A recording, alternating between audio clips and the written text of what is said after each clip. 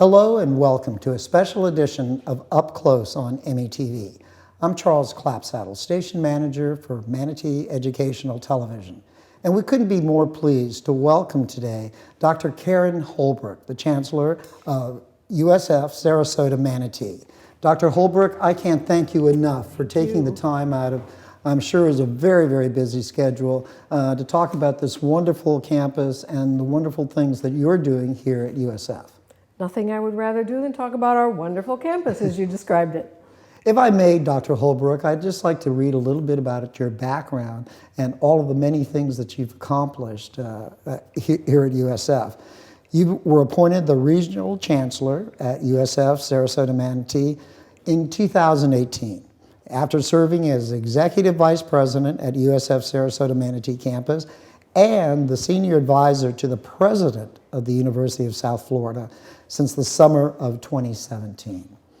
But you were also the interim president at Embry-Riddle Aeronautical University, which is a wonderful university, and I'm sure the accomplishments there are within the students is just terrific. It's absolutely an incredible place.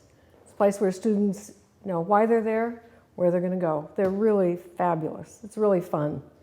Well, we'd like to hear more about Embry-Riddle, because we work with an organization called Young Eagles, and they actually build an airplane. It's all students, young students, but we'll talk about that later. You came initially to USF after serving as the president of the That's right. Ohio State University. Tell us a little bit about that experience. I mean, what a fascinating opportunity. It really was. It was an amazing 5 years that I really loved. Huge university at the time I was there. It was the largest university in the nation with over 60,000 students. You know, it's hard to imagine a place that's that big, but it's like a regular city. And you never knew a place that was more into football. But I only say that because the academics were equally as good. It's an amazing university. And I'm sure that they were glad to have you, and I'm sure that they were very disappointed when you moved on to other opportunities. But what a great opportunity to serve at the Ohio State University. And you know, it's still something that Jim and I watch football every time the Ohio State team plays. And anywhere you go somewhere and somebody says, or wears an Ohio State shirt, all you do is you look at them and you say, OH, and they say, IO. That's the natural response. Oh, so I'll have to remember Oh that. yeah, somebody looks at you and say, OH, say IO. Now, Dr. Holbrook, your list of organizations and boards that you serve on are extensive, and I'm not going to take the opportunity to read those because it's just far and beyond anything which most people would even think of. Everything from the American Association for the Advancement of Science to you serve on the board of the Institute of International Education for Global Biotech Academic Assembly into USF, and the immediate past board for the Oak Ridge Associated Universities, and until recently served on the board of trustees for Embry-Riddle Aeronautical University. So your extent of what you participated is very, very in-depth. Well, thank you. And it's amazing. But we want to get back to USF Sarasota-Manatee and not only the success that this school has, but what you see for the future. What is your vision going forward? And my first question has to deal, obviously, with a critical issue that has affected so many universities, so many organizations, and that's the pandemic. And how did USF best deal with it? What were those measures that you took to protect students, staff, faculty, and what do you see for the future as you move forward? Well, you know, USF was on it right away, really on it fast. And as a consolidated university, we had the opportunity to work with Tampa and St. Pete and us. We all worked together. And there was a strategy right at the front end with USF. And of course, everybody went virtual. This was not quite so hard for us because we had at the time about 66% of our classes were already online. And we have a really outstanding group of e-learning people. Now they're called something different because we're consolidated. But they really assured that we would have first-rate classes. Quality Matters courses were already put in place. And While a lot of faculty had never done this, they transitioned very quickly, and they did it. And they did it very well. And when you read the evaluations of the faculty at the end of the year, a lot of the students say, you know, I thought I wasn't going to like online learning, and I didn't think I was going to like this. They did. They liked it because the faculty really put their hearts into making it, doing a good job. So people went remote. A few of us came in on a fairly regular basis in the administration, just simply to be on campus. It's a little bit easier, but the faculty didn't. It worked well. Staff didn't. They got used to working from home. Now it's a little harder to bring people back. They are coming back, and as you can see from our parking lot, which is wonderful, it's filling up. So the students are here, the faculty are, some are back, some of the students are back. They're doing hybrid courses. They're doing high flex courses where they sometimes are here, sometimes they're online, sometimes they transfer back and forth. And then there are some that are totally in-person classes. So it's worked out really very well. And I will say, our students are absolutely amazing. And when you walk through the halls, you'll see them all wearing masks, which is not typical of most universities. Ours are so respectful. So it's been really very positive experience to see them back. And you were met in the hall, I know, when you came in with people at the concierge desk that greet everybody that comes in. Really pretty neat. So as we go forward, we're looking forward to much, much more in-person kind of activity and even doing group activities. Now, I'll add to that, last night, if you were here past 6 o'clock, you would have watched about 40 students outside doing karaoke. So, you know, lots of things, lots of activities are going on campus as if it hasn't changed. And as the situation does change and more people become aware and, you know, the pandemic starts to slow, and I'm sure that USF will continue to outreach to the students, staff, and faculty to make sure and to protect their safety above all. They absolutely do, and we do have a group, we have a leader, Dr. Donna Peterson, who's head of public health, who's been leading this whole, how does USF manage the pandemic? And she's been really very, very diligent and very vigilant in making sure that everybody does manage exactly what we're supposed to do in terms of CDC rules and so forth. And we have on our own campus, David Belkey, who also oversees what it is. So we're not cavalier about getting together in big groups yet. We are still doing it, and as you know, our brunch on the Bay is planned. Coming up in November, Coming up in November, first Sunday in November. So, you know, we are getting back together, but with distancing and due diligence and doing the right things. So I feel very good about it. And I think, as you might have seen also today, they were doing booster shots, and they were doing first vaccinations here, and they will also do testing. So we take it very seriously. And I think USF will continue to lead the way. So USF Sarasota-Manatee, you know, for new methods and innovative initiatives to take to make sure that everybody is protected and that the school can continue to prosper and develop. Yep, I think so, without a doubt. Well, one of the key things that has impressed not only this community, but, you know, people throughout this area is the number of undergraduate programs that USF offers. There's quite a few. I mean, you have a wonderful roster of undergraduate program and graduate programs that are available for students in this community, the Sarasota, the Manatee community, and in the greater region as well. And one of two of the major programs that I'm most interested in, if you could talk a little bit about it, is your nursing program, which I think is just a tremendous asset to what is needed, especially during this period of time.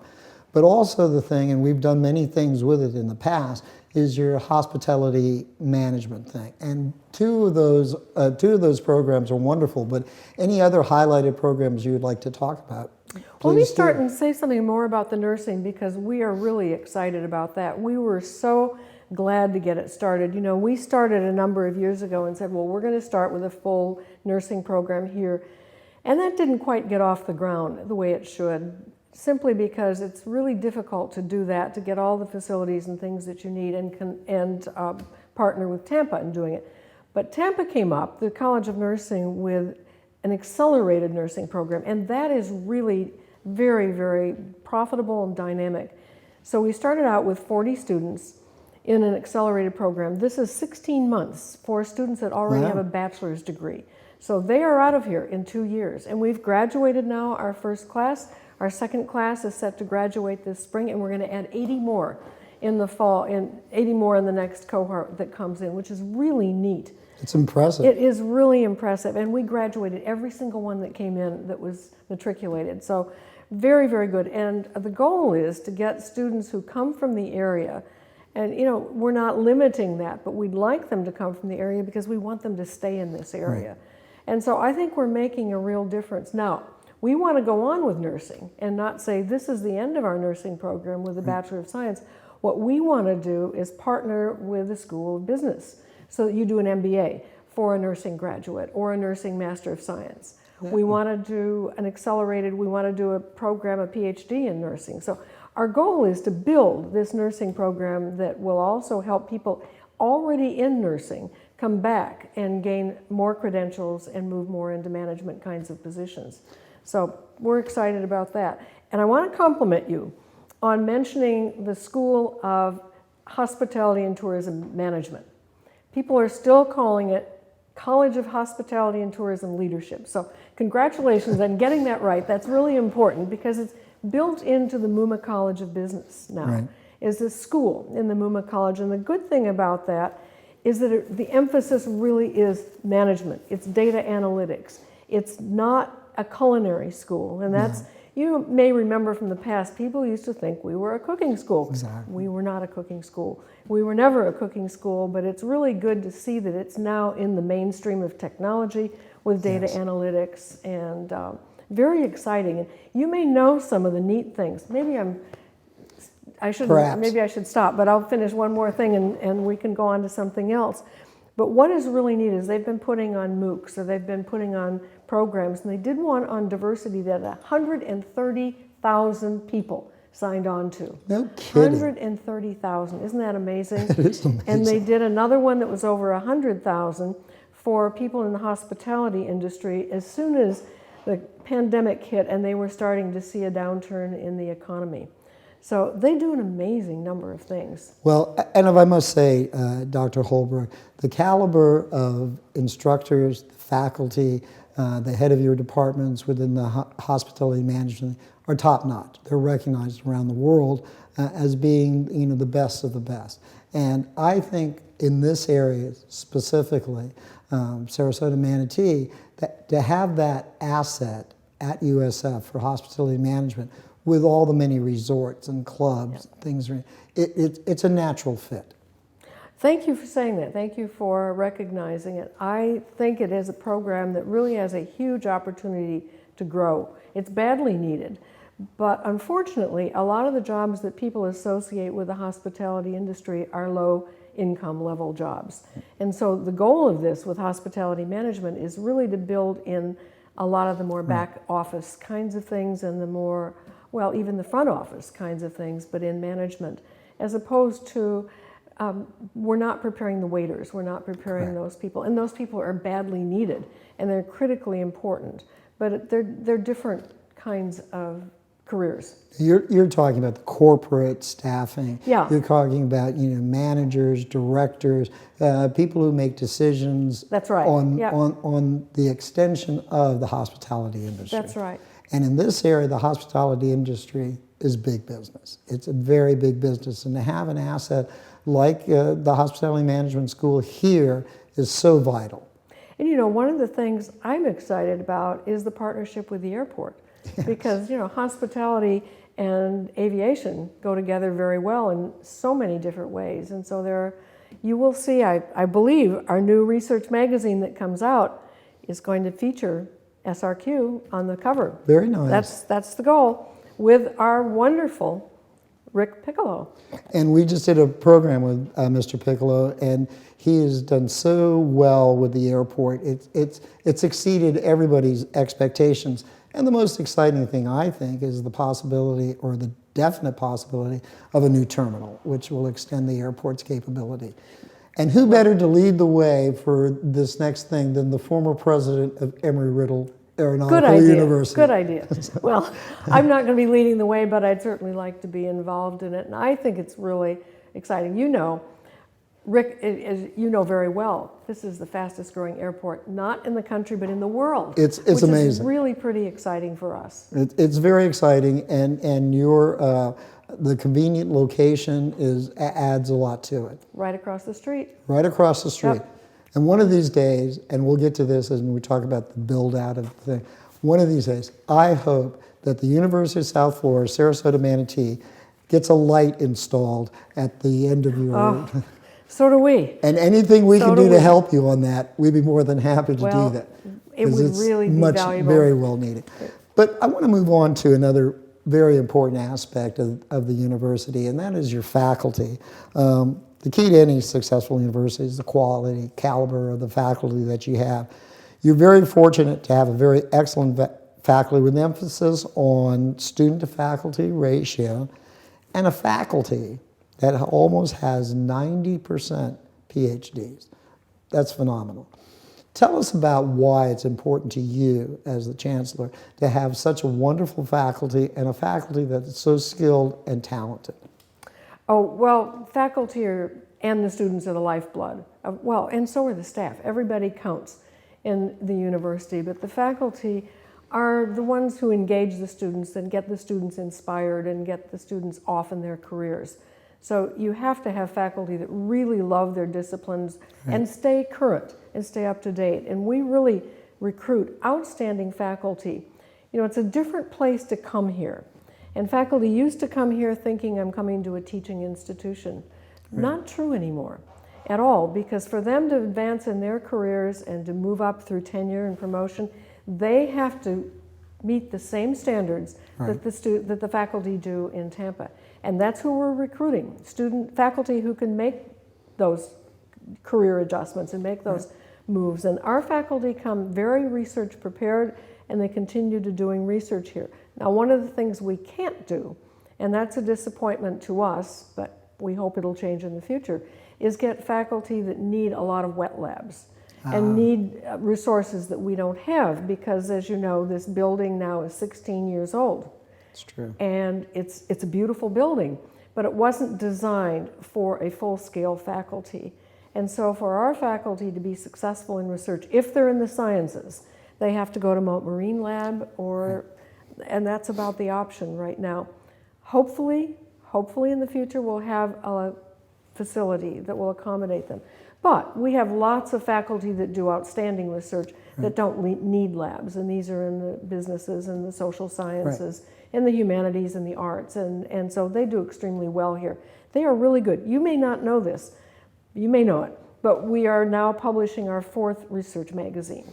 Congratulations. It'll be out. Yeah, it's really, we've done really well. And you know, you think about that. This is a very small faculty, and if you've got enough material to publish 4 research magazines and plan for the next one, it means that your faculty is really very connected in research and doing very well. So we're excited. Well, I'm going to follow up that your comments with one of my other questions, which was specifically about research. It's always been a part of any university's growth and development. It has. Tell us a little bit about, you know, having your 4th research magazine published is a huge thing, but the partnership with Moat is huge. But what would you like to see in the way of research labs as you move forward and to see develop? Yeah, I think we, as you may know, we have planned a new building called the ISTAC building, Integrated Science, Technology, and Arts building. So it's not a siloed building, but it's a building where people work together. But in that building, we have to have labs, we have to have faculty offices, but we must have research labs for faculty. And that's really a goal for us right now. Now, what do we have for research space? In this building, nothing, unless you can do your own research at your desk or in libraries and things like that. But you remember the old Howard Johnson's Motel that's next to the campus. That is now our research annex. And so we've repurposed the building by renovating the insides, making the outside look a lot better, putting new air conditioning and things in it so that it's clean, nice, and new.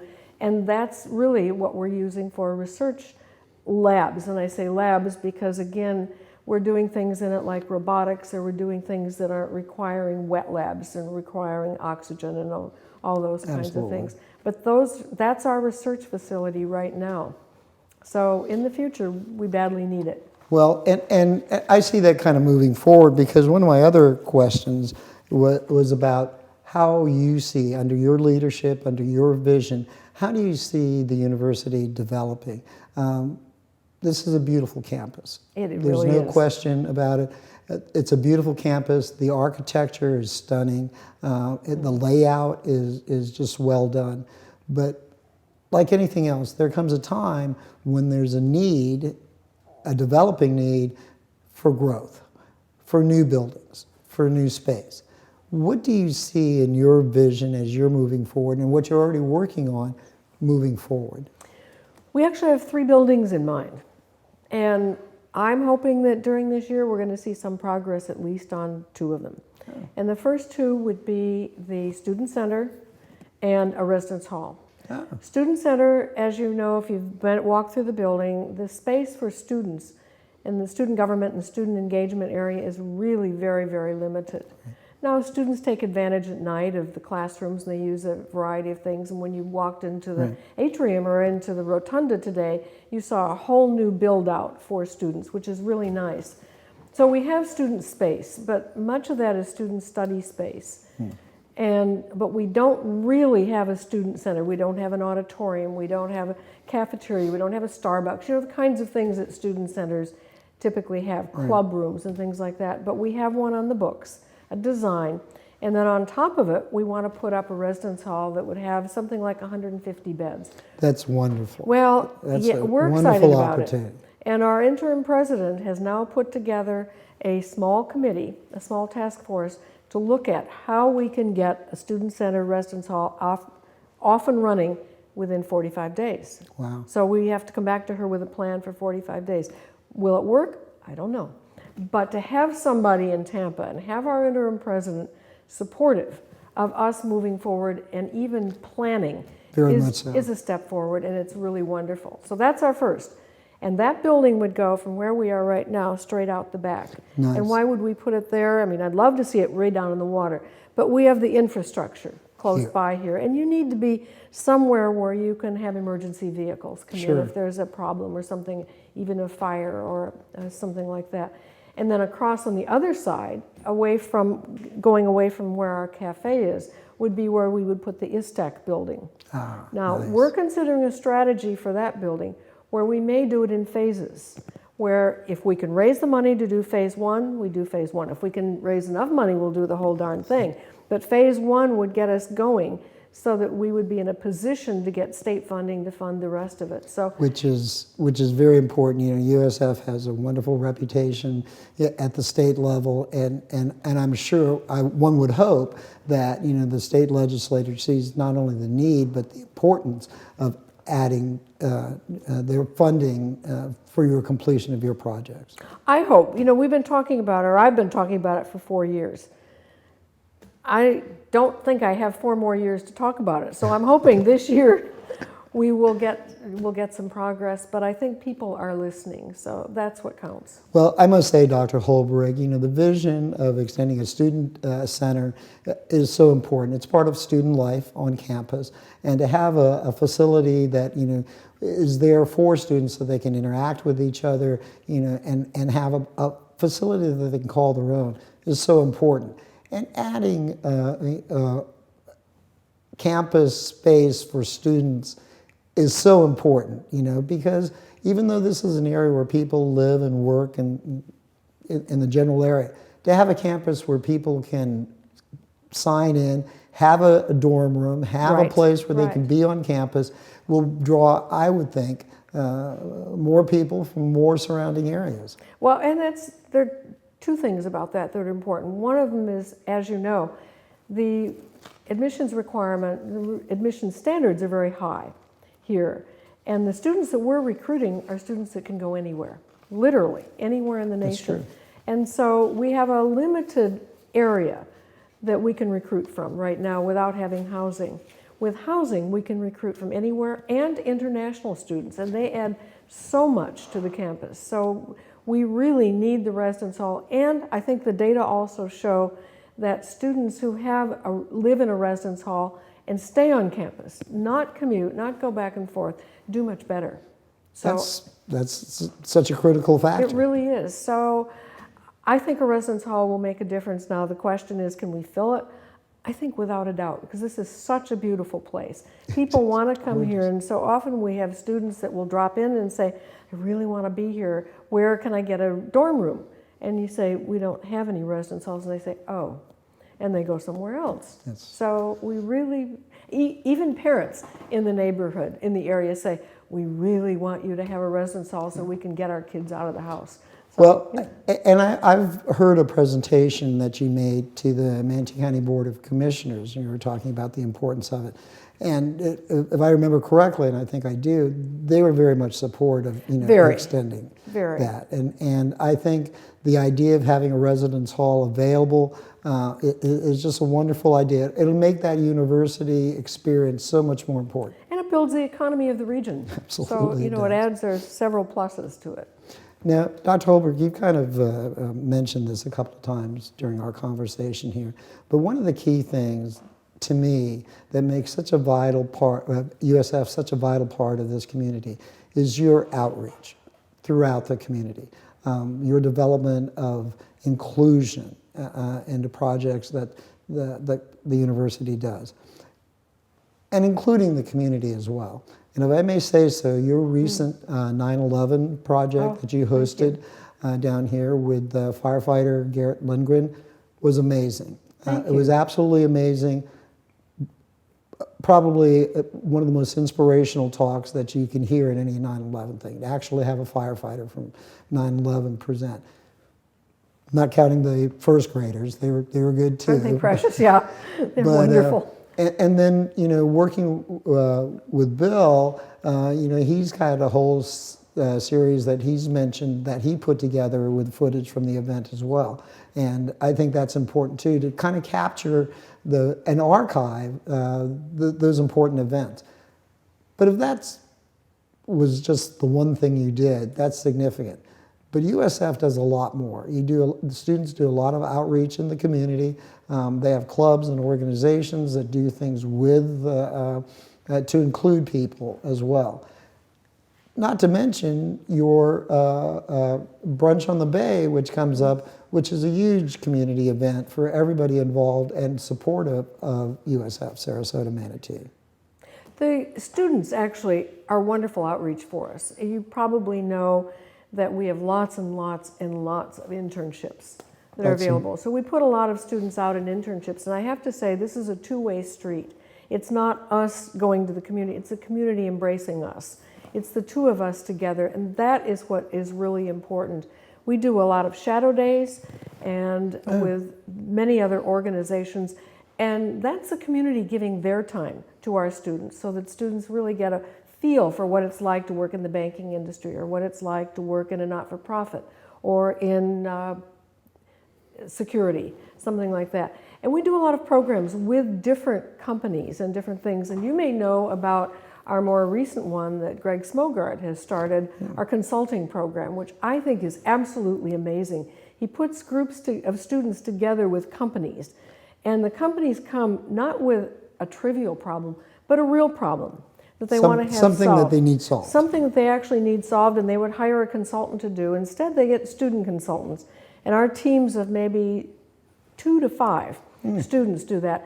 And I have to say, I have watched the student presentations at the end as they practice them before they go before the CEOs and before the leaders of the companies. They are just dumbfounding. They are so darn good. They're absolutely amazing. They are so professional. They practice, they present professionally, they have beautiful slides. And when we go through them in the review, we said, cut the slides 50%. You got too much stuff.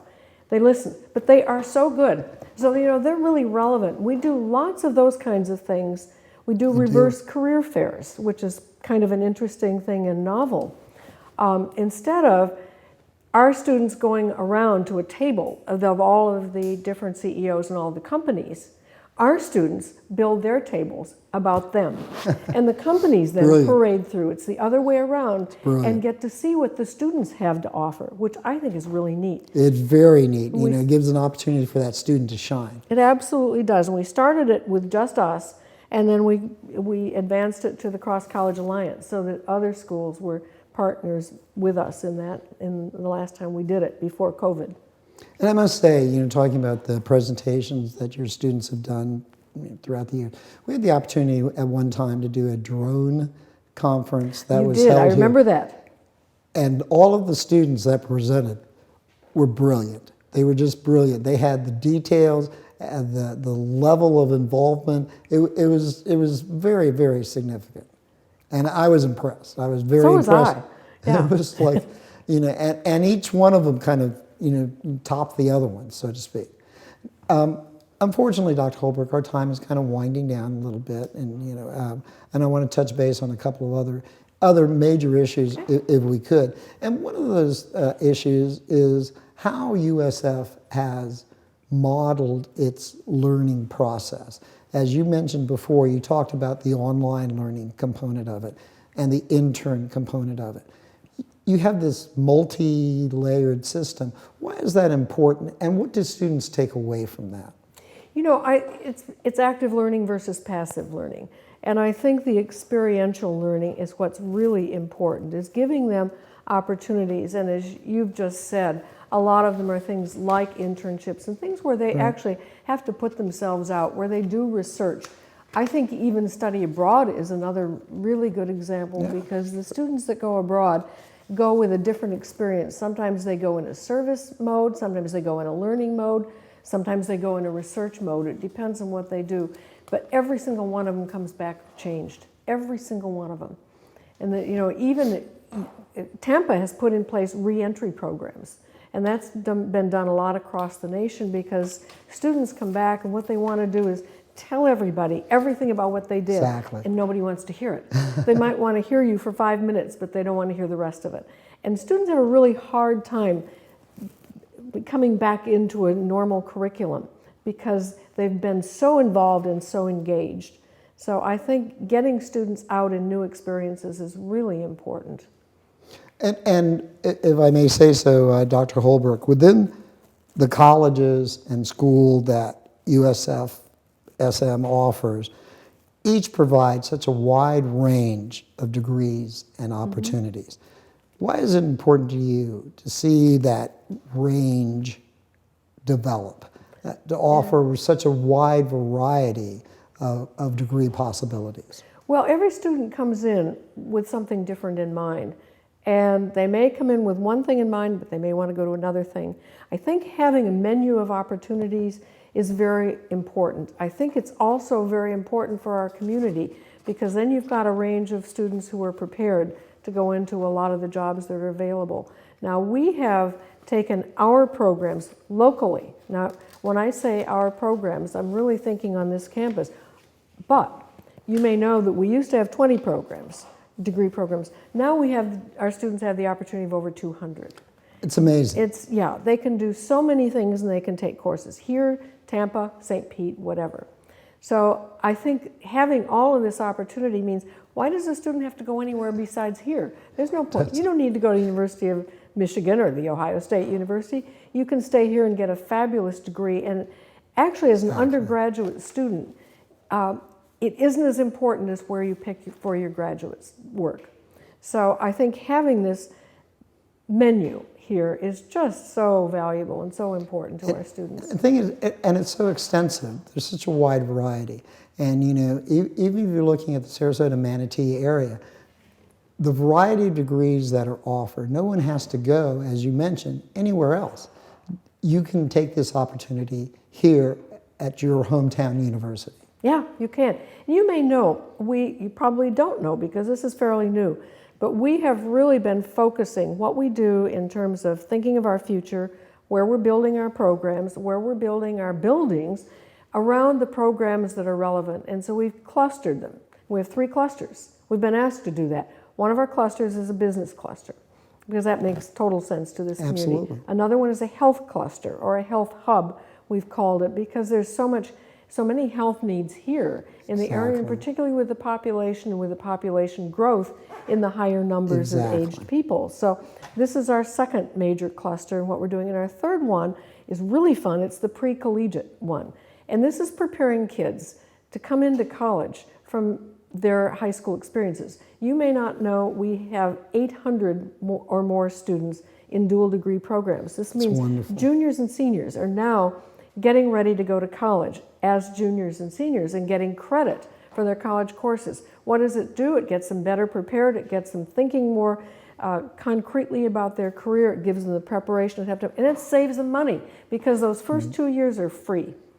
So, I mean, how can you beat that? So then you've got the rest of your college career that you may have to pay for, or you may not, depending And you're on what you go developing your into. next classes. That's right. You're that's developing, right. you know, people come here, part of the academic experience, and they'll say, I don't want to go anywhere but USF. That's exactly right. There are 50,000 kids in the schools in Manatee County. That's right. 50,000 kids. That's right. If we get 1% of those kids, great. But we've got 800 of them in dual enrollment. And if we aren't smart enough to get those kids to see that they should come over here, then we need to spend more time working on it. Well, I'm sure that's not going to be the case because, you know, Well- once people experience the atmosphere and the environment and the interaction with your wonderful faculty, I'm sure that they're going to sign up as sure as possible. Final question for you, Dr. Holbrook. Within this community, Sarasota-Manatee, USF plays a vital part. It's at the table for most discussions about education, development. You are a vital part. Tell us why you think USF, Sarasota-Manatee, continues to be a vital part of this community and what you would like to see USF and this community develop together.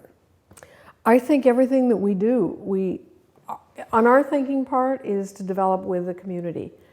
And I think we have a job to do to get out so people know what our resources are, what our interests are, but we need to know what they can contribute to us and how we can work together. This is really important. How do we work together? There are 5 universities here, and Sure. all of us care. All of us care about building the workforce. All of us care about keeping our students here. All of us care about connecting with our community because there's no place better to live than our community. We work with the school board, we work with companies. The other and everybody. universities you work The other with. universities, we all work together. So I think it's terribly important. How do you recruit companies? What do they look for? They look for quality of life. They look for education. They look for opportunities. So for us to be out there and make sure that people understand what the opportunities are to work with us. But that's not their problem, that's our problem, and we need to work together. And we like to. And under your leadership and vision, USF Sarasota-Manatee has really prospered. Your vision, not only for the physical growth of the university, is so important, and it's a wonderful vision. And a residence hall and a student center will add so much to it. But aside from that, is the academic importance that you place on everything, on faculty, on learning opportunities, all under your vision and leadership. USF continues to excel as you move forward. And for that, not only to be congratulated, but recognized for what you have brought to this community. Well, I appreciate you saying that, but let me just let you know that this is a team activity. Sure. This isn't me. We have a great team, and our team has been together for quite a while, and everybody feels the same way. Everybody is pulling in the same direction, and we couldn't do it if it were just a few of us, but it's everybody. And I want to conclude with a comment. Our president said, and I really love it, she said, our community is our superpower. I thought that was really an outstanding statement to say, because I believe that that's the case. Well, again, I would just say that under your leadership, this will continue to be a superpower. Well, thank you. And grow and prosper.